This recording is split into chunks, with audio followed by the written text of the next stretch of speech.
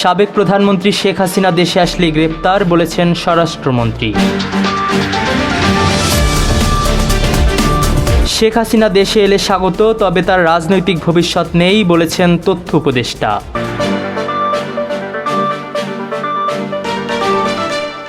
ক্ষমতাচ্যুত প্রধানমন্ত্রী ও কার্যক্রম নিষিদ্ধ থাকা বাংলাদেশ আওয়ামী লীগের সভাপতি শেখ হাসিনা দেশে ফিরলেই গ্রেপ্তার করা হবে বলে মন্তব্য করেছেন স্বরাষ্ট্রমন্ত্রী সালাউদ্দিন আহমদ। মঙ্গলবার রাতে জাতীয় সংসদে দেওয়া এক বক্তব্যে তিনি এ মন্তব্য করেন। জাতীয় নাগরিক পার্টি এনসিপির সংসদ সদস্য আখতার হোসেনের তোলা এক প্রশ্নের জবাবে স্বরাষ্ট্রমন্ত্রী সাবেক প্রধানমন্ত্রী শেখ হাসিনার বিষয়ে একথা বলেন। তিনি জানান, জুলাই গণঅভ্যুত্থানে গণহত্যার অভিযোগে দণ্ডপ্রাপ্ত আসামি হিসেবে শেখ হাসিনার আত্মসমর্পণের কোনো সুযোগ নেই।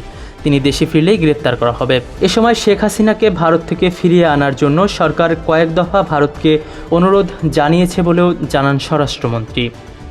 সাবেক প্রধানমন্ত্রী শেখ হাসিনা দেশে ফিরলে তাকে স্বাগত জানানো হবে, তবে দেশের রাজনীতিতে তার আর কোনো ভবিষ্যৎ নেই বলে মন্তব্য করেছেন তথ্য ও সম্প্রচার উপদেষ্টা ডাক্তার জাহেদুর রহমান।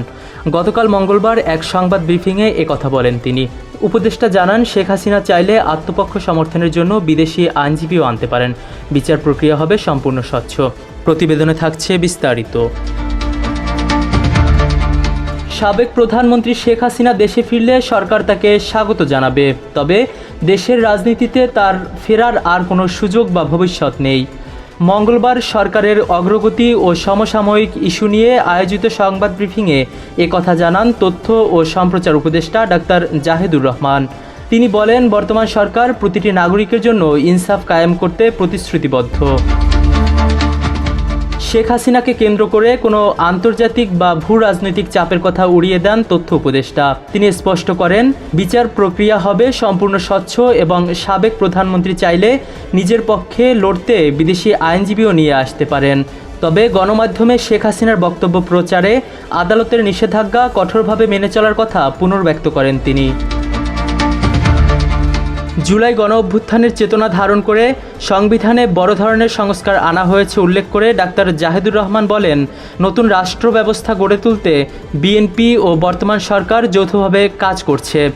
উচ্চকক্ষ সৃষ্টিসহ কিছু বিষয়ে বিএনপির ভিন্নমত থাকলেও স্বাক্ষরিত জুলাই সনদের আলোকেই এগোবে দেশ।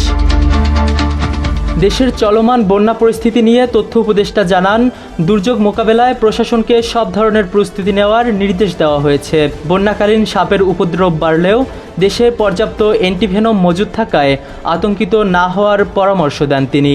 ঢাকার জলাবদ্ধতা নিয়ে ক্ষোভ প্রকাশ করে উপদেষ্টা বলেন, অতীতে এই খাতে বরাদ্দ দেওয়ার অর্থের সঠিক ব্যবহার না হওয়ার খেসারত দিচ্ছে নগরবাসী। এছাড়া বাণিজ্য সহজীকরণ ও প্রাথমিক বৃত্তির ফলাফলে ছাত্রীদের অভাবনীয় সাফল্যের প্রশংসা করে ব্রিফিং শেষ করেন তিনি। মুহতাসিম সকিব, দিগন্ত বার্তা।